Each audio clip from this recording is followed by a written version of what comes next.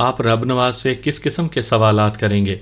मुझे उसका ये सवाल नागवार गुजरा, ताहम मैंने अपनी नापसंदीदगी को चेहरे से जाहिर नहीं होने दिया। किसी किसी वक्त मशकूर अली मुझे एक अहमक पुलिस वाला नजर आता था, और कभी कभी यूं महसूस होता था जैसे वो खुद को बेवकूफ़ जाहिर करने की अदाकारी कर रहा हो। उसकी शख्सियत एक बड़े तजाद का शिकार थी। मालूम नहीं इस तजाद में उसकी फितरत का कितना हाथ था और ख़ुद उसका अपना कितना हिस्सा था।